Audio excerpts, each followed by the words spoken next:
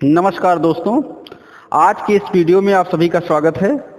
आज हम इस वीडियो में लेकर आए हैं क्लास 12 सब्जेक्ट केमिस्ट्री के कुछ महत्वपूर्ण बिंदुओं पर चर्चा करेंगे जो बोर्ड परीक्षा की दृष्टि से बहुत ही महत्वपूर्ण बिंदु हैं।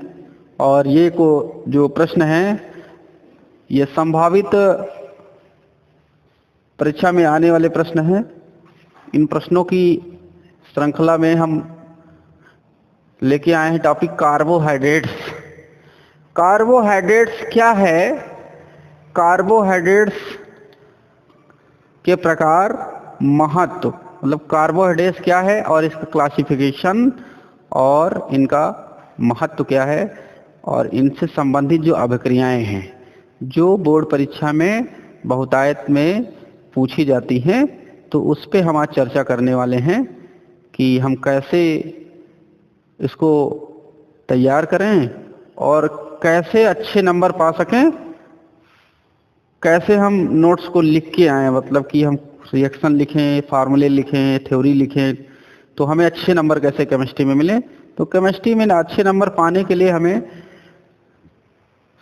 कम शब्दों में अगर लिखना हो तो फार्मूला यानी आणविक सूत्र, अभिक्रियाओं और उनसे संबंधित कुछ महत्वपूर्ण बिंदु ये जरूर लिखे जाएं जिससे अच्छे नंबर आप पा सकते हैं। तो कार्बोहाइड्रेट का जो क्लासिफिकेशन है वो इस तरीके से है। वर्गीकरण,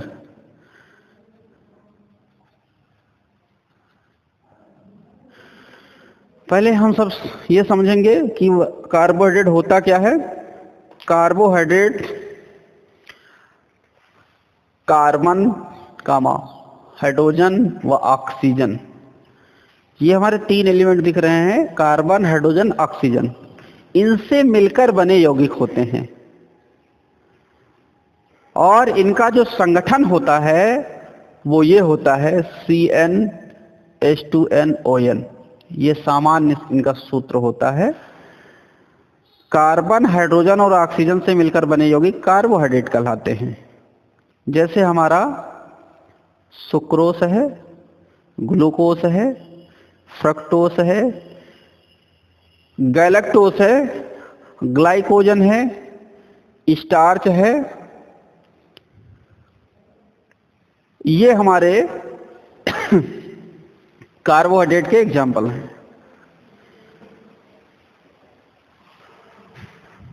कार्बोहाइड्रेट का जो वर्गीकरण है वो तीन तरीके से बताया गया है। एक तो जल अपघटन के आधार पे, जल अपघटन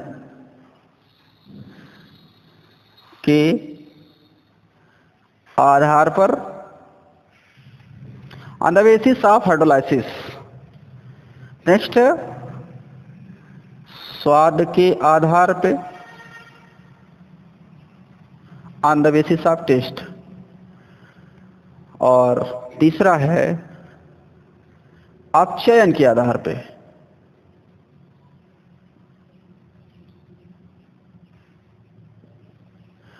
on the basis of reduction. Carbohydrate classified into 3 groups. First, on the basis of hydrolysis, on the basis of taste, on the basis of reduction.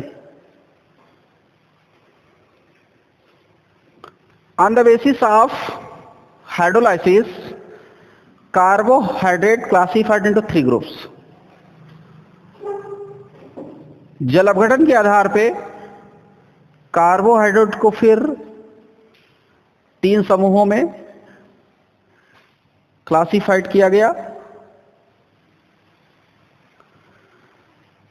एक तो जिसे हम मोनोसैकेराइड के नाम से जानते हैं, मोनोसैकेराइड्स। दूसरा है ओलिगोसैकेराइड,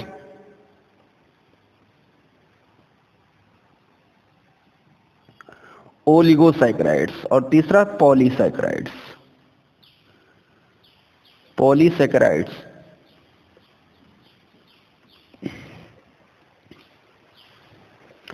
अगला हम बात करते हैं स्वाद के आधार पे।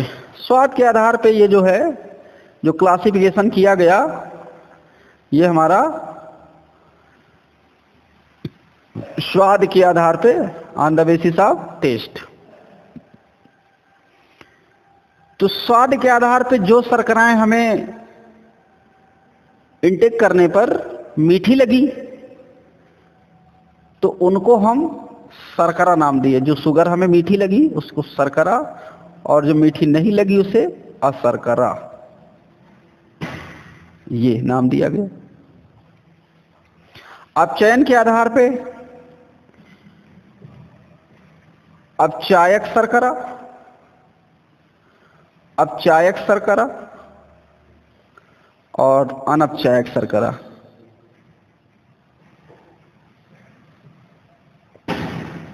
ये दो तरीके की शर्कराएं जो है अपचयन के आधार पर दी गई। तो हमने देखा कि वर्गीकरण ये है। अब इसमें हम एक एक टॉपिक को समझेंगे डिटेल से कि मोनोसैकेराइड्स क्या है, ओलिगोसैकेराइड्स क्या है, पॉलीसैकेराइड क्या है, शर्करा क्या है, अशर्करा क्या है, अपचायक शर्करा क्या है, अनपचायक शर्करा क्या है। तो हम पहले बात करेंगे मोनोसैकेराइड्स पे। नाम से ही पता चला, मोनो, मोनो मीन्स वन। जिस शुगर को हाइड्रोलाइज कराया जाए